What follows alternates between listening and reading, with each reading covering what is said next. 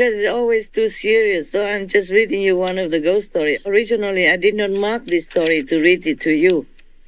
But today I was thinking to read something to you. And then I came upon this page. So I thought, oh, never mind. I'm going to scare them for a change. There are a couple of ghost stories. Actually, one is about a ghost, one is about a snake that became a beautiful woman. Both are kind of out of outer world, you know? It's not like human stories. A human, but not only half human story. So, which one you like? The snake or the man with two wives? One ghost and one human. The snake. The snake. Snake? Okay, snake it is. Just because he became a beautiful woman, huh? You watch it now. Now it's like this.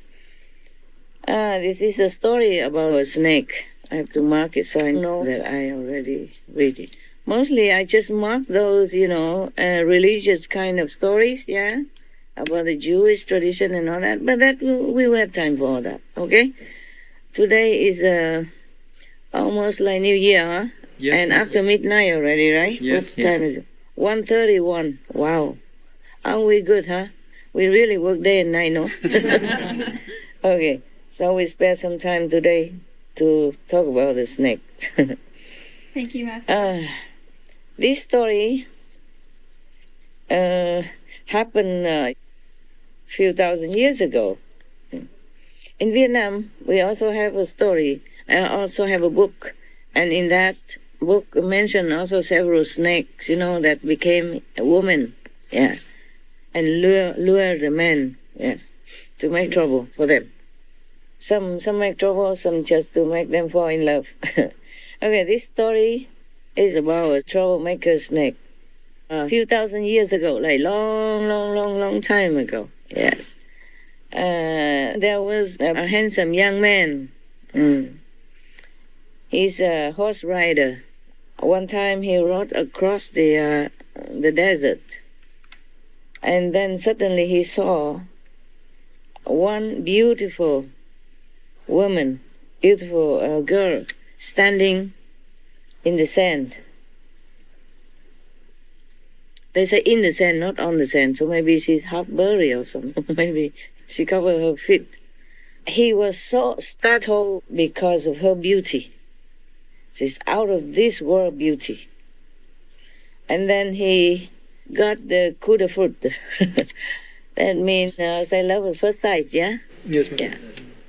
That in French, I get coup de foudre, no? Yes, Master. Yeah, means you have got the lightning of love. The lightning of love strikes you.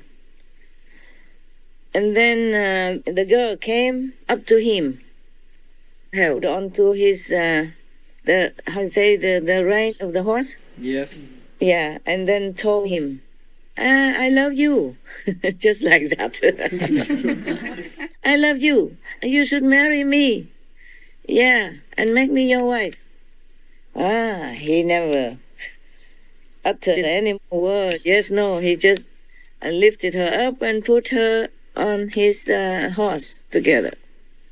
And then he brought her back to his house. Then he married her. Yeah. Little did he know, this lady, this girl, was a snake. Yeah. And normally, whenever she saw somebody handsome like him, yeah, she would manifest herself, change, like, how you say, she would transform herself into a beautiful woman. And then she would ask him to marry her. And then live with him, whoever that may be. Yes. So he wasn't the only one. Okay, time passed, and then suddenly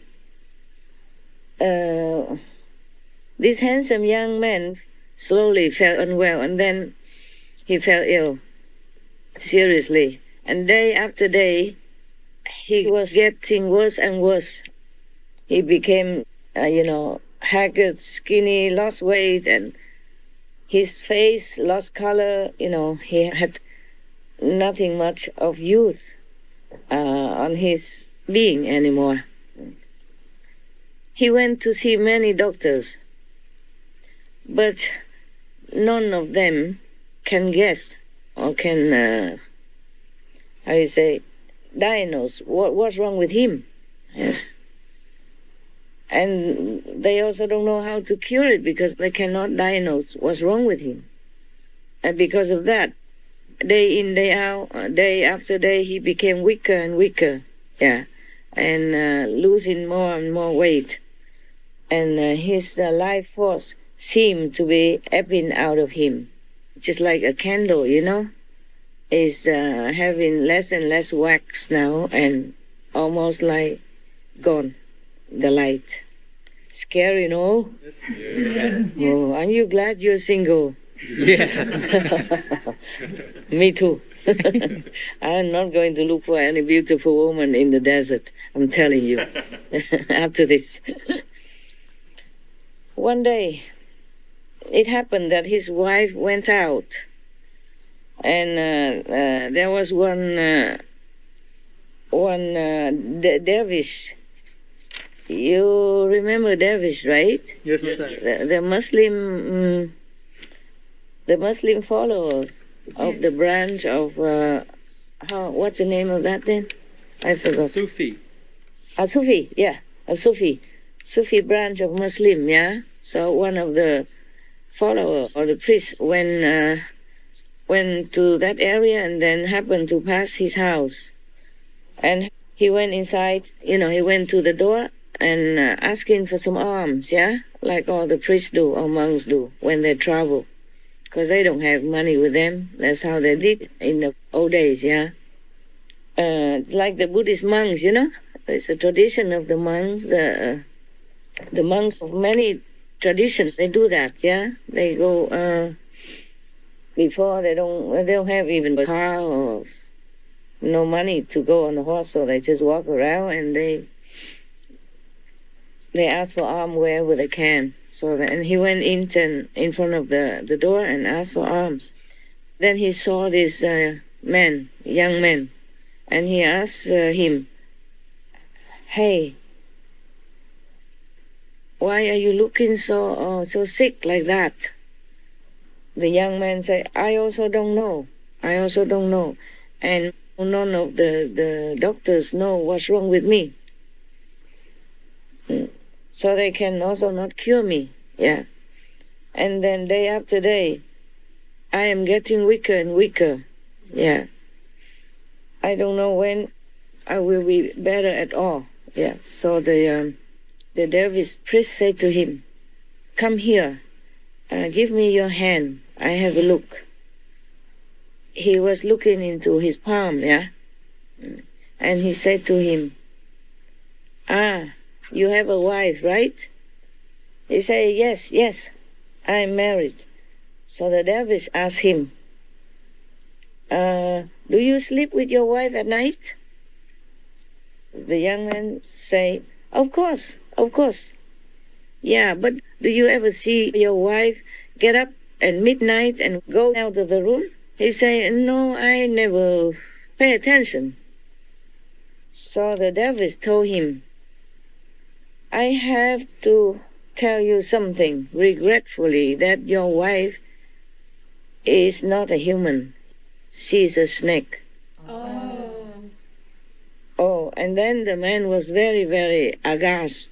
He could not dare to believe what the dervish priest said. So and then the dervish priest said to him, "Okay, if you don't believe me, then you can try this and that." Okay? So the man said, "Well, please tell me what to do." So the dervish said, "Okay, you today, when she cooked the soup, you put a lot of salt into her soup. Yes. And then you empty all the water in the house none of the drop of water should be left. Don't leave any drop of water inside the house. But before that, you hide the key so she cannot go out, yeah? And before that, you cut one of your fingers. And then you put salt on the wound so that the whole night you will be feeling very painful, so you won't be able to sleep. Okay? Like that you can see if she comes out or do something or not. All right. So, the man did exactly everything like the dervish priest told him. And then he pretended to lie down and sleep immediately. At midnight, his wife woke up, felt that's thirsty, terribly thirsty, because she ate the salty soup that he put some more salt in it. So she got out of the bed and tried to find some water to drink. But every container that for water was all empty. Not even one drop of water in it. So she tried to open the door to go out, but it's useless because no key, and she didn't know where the keys were. And the man pretended to sleep very tightly, didn't see anything. So she tried very hard and she could not go out, so she lay down on the floor, turned around 3 times, and transformed herself back into a snake so that she could slide out from under the door gap. Okay, so she went out to the well outside, in the garden, and then hung herself down to drink some water from the well. And then she came back inside, transformed herself again into that beautiful lady, and lay next to him. Yeah, slept as usual. The young man, pretended to sleep, but he saw everything. He also did not say anything at all. Next morning, the dervish priest returned to his house and then asked him, "Did you see anything?" The patient said, "Yeah, I saw everything. I understand everything now." And then he told the priest everything that happened with his wife last night. So the priest said to him, "Now you have seen it all with your own eyes, eh? Do you want to get rid of her or not?" So the man said, yes, I want to. Because if he doesn't get rid of her, then he will die. Understand me? He will die sooner or later. Yeah, and very soon. After all his life force has been absorbed by the snake. You see what I'm saying? Yeah. Yes. And the more she absorbs the human's energy, life energy, the more she becomes stronger. And then she can continue to do her trick. Yeah? Mm-hmm. All right. So the dervish said to him, "Okay, in that case, you listen to me. You tell your wife to bake some cake, some cake. And then you have to light the oven yourself. Yeah, light the oven by yourself. Make the oven hot, as hot as possible, okay? And then when your wife bent down to put the pastry inside to bake it, then you have to push her in the oven and then close the door. Mm-hmm. After that, you use, it's cement or something like that, yeah, to seal the door. Then I will come and tell you what to do next. Yeah. Okay. The young man did exactly what the dervish priest told him, and then waited until the oven was hot as possible, And then his wife bent down to put the pastry in to bake the cake. Then he suddenly got hold of her and threw her inside quickly.